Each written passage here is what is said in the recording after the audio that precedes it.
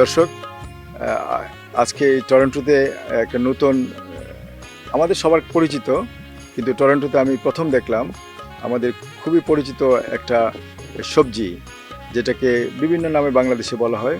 আমরা কেউ চিচিঙ্গা বলি, কোনো এলাকায় রেখা বলি, আমরা অনেক সময় এটা স্ন্যাক গোর্ড বলি, তাই না? আজিজুর রহমান রিপনের কাছ থেকে শুনি যে এই এই আমাদের অতি পরিচিত একটা সবজি, সেটা সে কোথা থেকে বীজ সংগ্রহ করে এখানে করেছে। আসুন তার সাথে কথা বলি এবং দেখুন কত সুন্দর লাগছে মাচাতে। রিপন, তুমি এই যে এই ফসল আমি কানাডাতে কোথাও দেখি নাই, যে আমাদের অতি পরিচিত চিচিঙ্গা, এটা কোথায় পেলে? ধন্যবাদ ফাইজুল ভাই। এটা আমাদের কৃষিবিদ আছেন কয়েকজন, ওনারা এই তাদের কাছ থেকে কালেকশন করা বছর দুয়েক আগে। তারপরে বীজ আমি নিজেই রাখি। তো এটা অন্যান্য লাউ বা কুমড়া জাতীয় ফসলের মতোই একইভাবে চারা, বীজ থেকে চারা করতে হয়। স্পেশাল কোনো প্রসিডিওর নেই। তো যখন ওইরকম চারা গজাবে, তো এটার চারা গজানোর হারটা খুব কম আর কি, মানে 10টার ভিতরে বা 2টা বা 3টা চারা গজায়। আমার মনে হয় যে বীজের ভায়াবিলিটি একটু কম আর কি।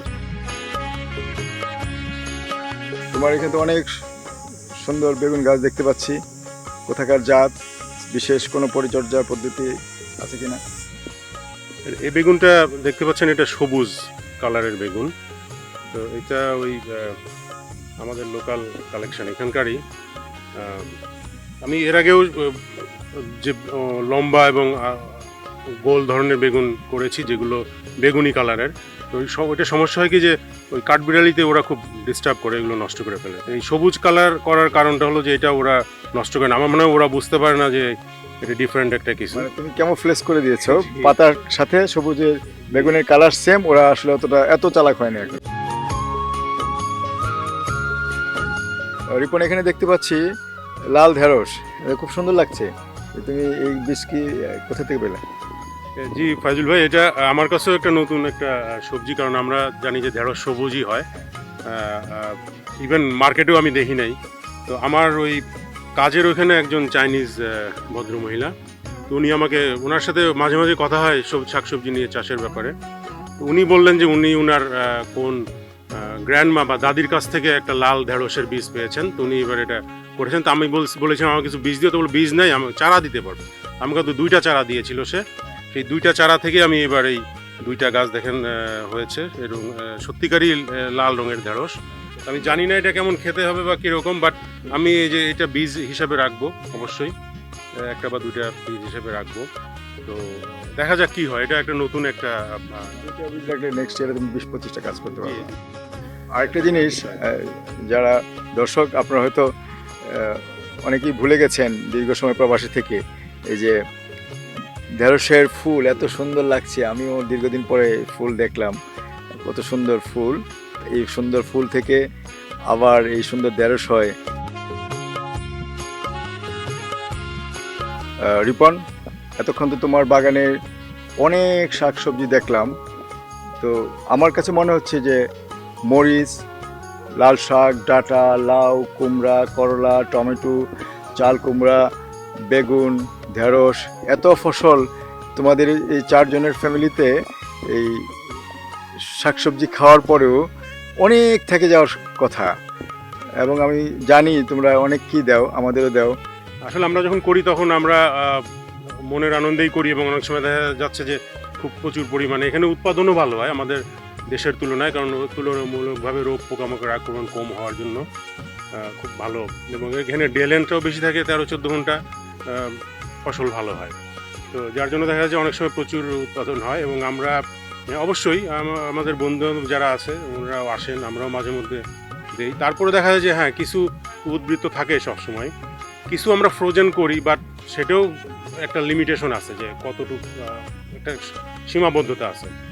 তো এক্সট্রা সবজি অনেক সময় একটা চিন্তার বিষয় হয়ে দাঁড়ায়। তো এটা যদি, আমার মনে হয় যে আমরা যদি এরকম কিছু করা যায় যে এভরি 2 উইকস আমরা কোনো কমিউনিটি সেন্টার বা কোথাও কোনো স্পেসে যদি আমাদের এক্সট্রা সবজিগুলো নিয়ে যাই, এবং সেগুলো সেখানে যাদের সবজি দরকার বা- বিশেষ করে যখন ফসল উৎপাদন হলো জি। মানে খুব বেশি সময় না, আমার মনে হয় যে আগস্ট মাসের দিকেও যদি ফসল উৎপাদন শুরু হওয়ার থেকে ওই সময়টা, 2 তাই না? মাস, 2 থেকে আড়াই মাস।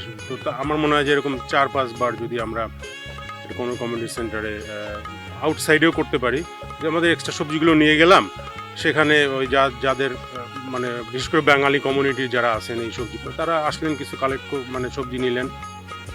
এটা হতে পারে তারা এমনি জাস্ট ভলেন্টিয়ারি নিতে পারেন, অথবা এরকম করা যায় যে তারা কিছু ডোনেশন করলেন, সেটা কোনো চ্যারিটেবল অর্গানাইজেশনে দিলেন। এইভাবে এটা সম্ভব হতে পারে।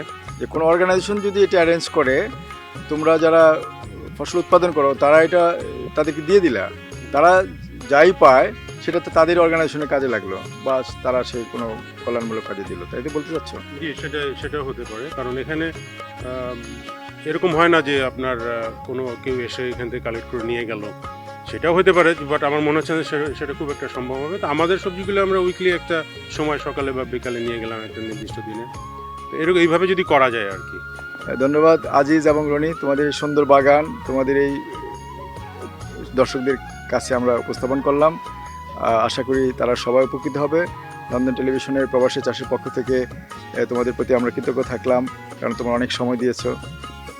ধন্যবাদ ফাইজুল ভাই এবং নন্দন টিভির কর্তৃপক্ষ, যারা সংশ্লিষ্ট সকলে এটার পিছনে কাজ করছেন। তো আমি আশা করব আপনাদের এই উদ্যোগ ভবিষ্যতে আরও দীর্ঘায়িত হবে এবং আপনারা বেশি সময় নিয়ে এইটাকে মানে কন্টিনিউ করবেন। এতে আমার মনে হয় যে বাঙালি যারা সবজি চাষে আগ্রহী তাদের অনেক ইনফরমেশন।